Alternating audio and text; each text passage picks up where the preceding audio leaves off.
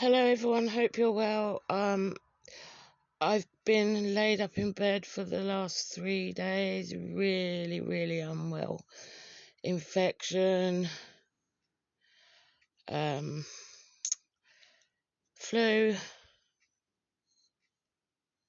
stomach bug, everything. Anyway, I really wanted to do some work on little Gus Lamont, but I just couldn't sit up and do anything.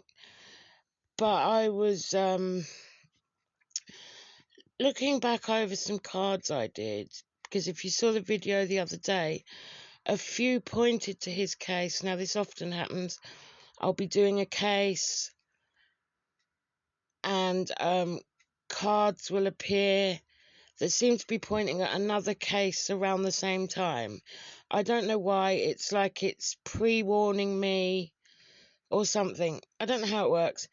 Anyway, I was looking at the sand pile he'd been playing in. Now, don't you find it strange that his grandma says she last saw him playing on the sand pile with a spade in his hand, and then he was, then he was gone, vanished. Look at the front of this sand pile. Does that not look like that's caved in at the front? Is he in there? I get a really weird feeling when I look at that. I don't like it. Then if you look at a further out picture, you can see how high that sand pile is. It's really high, and if you look at it at the side, you can see how deep that is. I think it's possible, because how many cases do you read of kids going on the beach, digging holes, and it caving in on them, and then them unfortunately suffocating? This would also explain why his hat and shoes have vanished as well, right? And why they can't find any trace of him whatsoever. Now, the pictures I've seen of the area, it's vast, but it's also extremely flat, with not many like tall trees, just little tiny scrubby bushes, like not much taller than the one you could see right at the front. Surely they would have seen him toddling off into the distance. And also, apparently, they can see cars coming from miles away. So it's not likely he got into a car. And they can hear the cars as well. I'm wondering about this equipment. Could he have got into any of this? I mean, this machine here, which is some kind of... It's like a cement mixer, but it's for separating crops or something. Could he fit in there? I don't know. Have they looked down the back of this? I know it sounds ridiculous. You're probably thinking, well, obviously they have. But maybe they haven't. What they tend to do with these searches is they look further out. They don't bother looking really close. So anyway, I then started looking at the cards. Now, these were for Darius McDougall. But when I looked again, they're pointing to this case, which, as I said, I often get. This happens. I don't know why. So we've got sand. We've even got the little spade there. As I pointed out in my other video, 2 cards with kangaroos. Australia. Down low. House. It happened near the house. Accidental. Burial, as in accidental burial under the sand.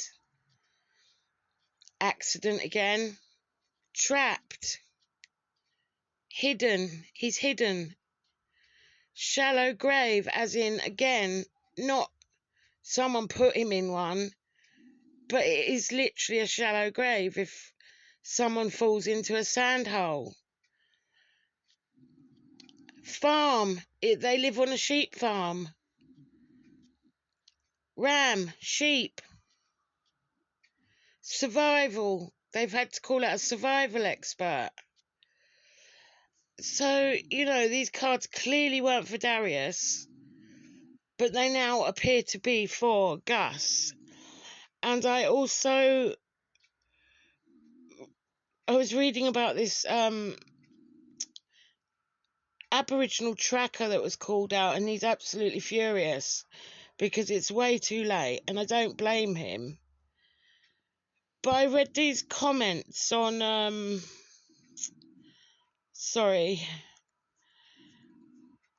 Web Sleuths, where someone was saying, what was it? Yeah, it's unreal how many people think get the Aboriginal trackers in is the magic answer. Like someone staring at dirt is going to outperform thermal drones, flare choppers, satellite imagery, centimetre-level GPS grids, and full defence coordination. People love the idea of a mystical tracker who can see what technology can't.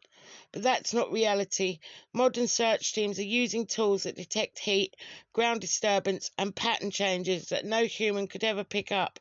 What's actually happening is people online comforting themselves with folklore because the truth is harder to face. The tech isn't missing anything. Yeah, but it is though, because it didn't find him, did it? If this kind of capability can't find him, it's because there's nothing to find. So I says, whoever wrote this is an idiot. Staring at dirt, you do know that water diviners, another ancient method, are still able to find water, don't you? These trackers can find footprints all the fancy gadgets can miss. They can smell out-of-place smells and all sorts that the modern nose can't distinguish. How many times has modern search equipment failed? Again and again, actually, usually down to user error. All this equipment they reeled off has been used in the search for Gus and failed to find him. And someone else said, tech can't see broken twigs, displaced stones, etc. They can, however, complement each other, which is true, well said. And someone else said, I would never underestimate the value of a genuine tracker. Growing up in remote country, I witnessed such skills. Find locating people to tracking lost stock, dingoes, etc. In those days, if someone went missing, there was no calling in SCS. People banded together to find them. And I totally agree. They need to call these trackers out first, in my opinion, because, this Aboriginal tracker probably would have noticed that there that looks like a caved-in bit of sand. Now, this picture is too fuzzy to see, but what is that black thing there that's sticking out of the sand? Is that the spade he was using? Is that the bottom of his shoe? I don't know. I might be completely wrong, but I'm getting a really eerie feeling looking at this. How easily he could be sucked into that. A tiny little guy, that huge sand pile that has collapsed at the front. I don't like it. And these cases, they're often very close to home.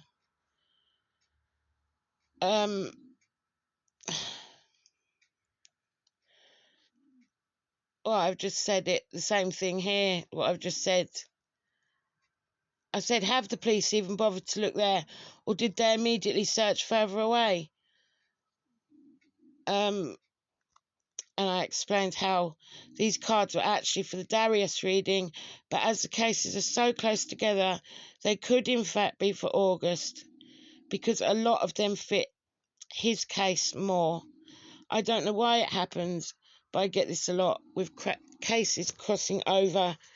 So I'm wondering, that would explain where there's absolutely just no sign of him whatsoever.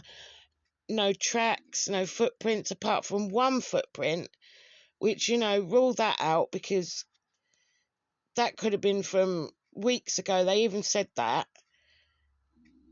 It's just, where else could he be? And it explains how, grandma's cooking dinner or whatever she's doing. She sees him sitting there playing, turns around, 5 minutes later he's vanished, completely vanished into thin air, or completely vanished into a sand hole, in my opinion. I mean, that's disturbing. Look at it. It's just the right size, that caved in bit. And that is a huge pile of sand. That is tons of sand. So imagine the weight of that onto a little kid. Look at it again. Look how big that is. You've got, next to this, you've got what looks like, there's an old barrel. So look at that barrel size in comparison with that sand pile. It's huge. And this looks like an old trampoline over to the right.